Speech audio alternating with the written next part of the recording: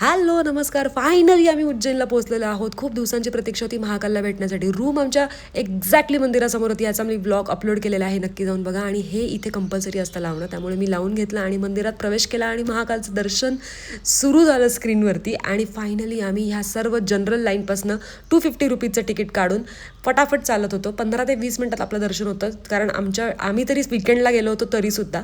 तुमच्या वेळेस रश कशी असेल तुम्ही बघून घ्या. नंतर हा मंदिराचा परिसर कॉरिडॉर आहे आणि फायनली महाकालचं दर्शन खूप सुंदर असं झालं आमचं. बाहेर आलो आणि सगळीकडे असे कुल्हड चहा मिळतात, ते बघून आनंद झाला. मसाला दूध आणि खायची प्यायची काही कमीच नाही आहे बाई.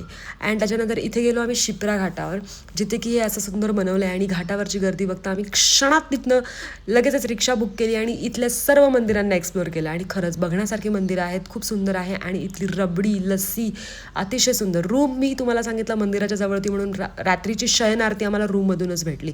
दुसऱ्या दिवशी आम्ही लगेचच कॉरिडॉर फिरायला गेलो, हरिसिद्धी माता टेम्पल बघायला गेलो. कॉरिडॉरमध्ये हा सुंदर असा कॅफे आहे, महाग आहे पण ठीक आहे. 35 रुपीजला चहा मिळतो तेवढा घेतला आणि सँडविच घेतला आणि आम्ही बाहेर आलो. मग हे सगळ्या कलाकृती बघून आपलं सुंदर सुंदर असं सगळं काही त्यांनी बनवलेलं आहे. इथे एक 25 मिनिटाची मूवी दाखवली जाते, ती पण आम्ही एक्सप्लोअर केली. आणि लायटिंग बघून रात्रीचा लस्सीचा आस्वाद घेऊन आम्ही मस्त झोपून गेलो.